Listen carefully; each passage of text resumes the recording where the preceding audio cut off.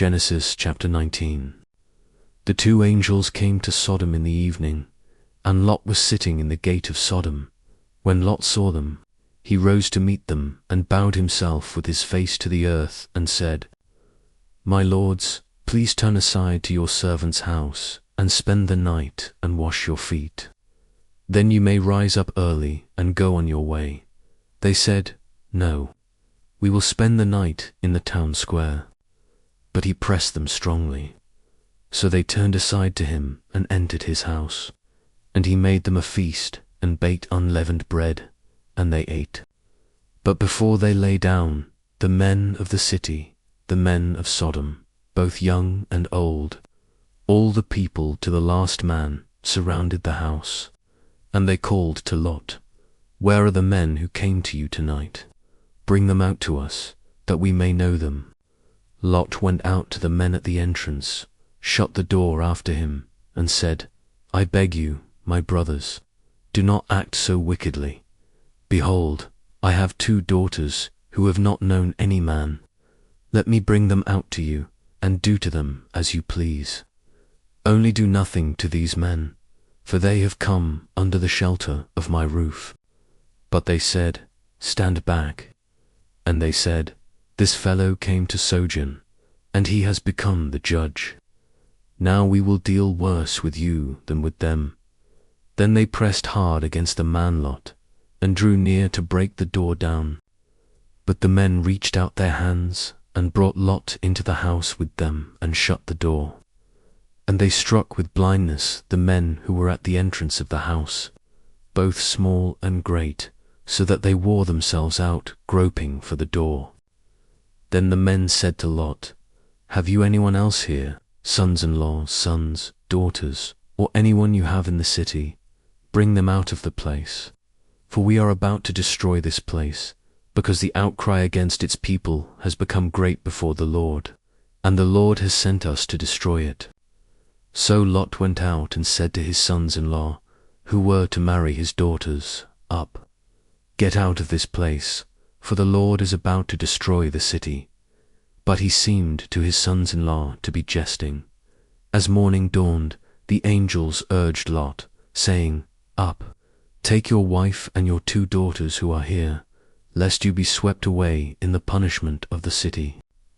But he lingered. So the men seized him and his wife and his 2 daughters by the hand, the Lord being merciful to him. And they brought him out and set him outside the city. And as they brought them out, one said, "Escape for your life. Do not look back or stop anywhere in the valley. Escape to the hills, lest you be swept away." And Lot said to them, "Oh no, my lords. Behold, your servant has found favor in your sight, and you have shown me great kindness in saving my life. But I cannot escape to the hills, lest the disaster overtake me and I die. Behold, this city is near enough to flee to, and it is a little one. Let me escape, there is it not a little one, and my life will be saved." He said to him, "Behold, I grant you this favor also, that I will not overthrow the city of which you have spoken. Escape there quickly, for I can do nothing till you arrive there." Therefore the name of the city was called Zoar. The sun had risen on the earth when Lot came to Zoar. Then the Lord rained on Sodom and Gomorrah sulfur and fire from the Lord out of heaven, and he overthrew those cities, and all the valley, and all the inhabitants of the cities, and what grew on the ground. But Lot's wife, behind him, looked back, and she became a pillar of salt. And Abraham went early in the morning to the place where he had stood before the Lord, and he looked down toward Sodom and Gomorrah, and toward all the land of the valley, and he looked, and behold, the smoke of the land went up like the smoke of a furnace.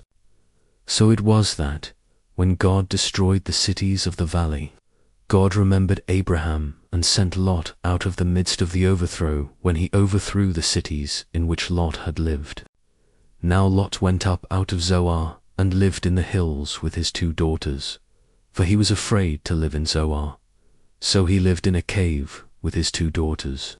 And the firstborn said to the younger, Our father is old, and there is not a man on earth to come into us after the manner of all the earth.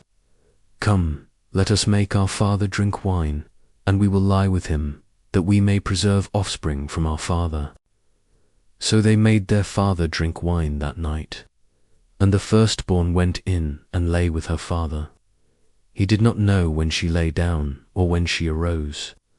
The next day the firstborn said to the younger, Behold, I lay last night with my father. Let us make him drink wine tonight also. Then you go in and lie with him, that we may preserve offspring from our father. The firstborn bore a son and called his name Moab. He is the father of the Moabites to this day. The younger also bore a son and called his name Ben-Ammi. He is the father of the Ammonites to this day.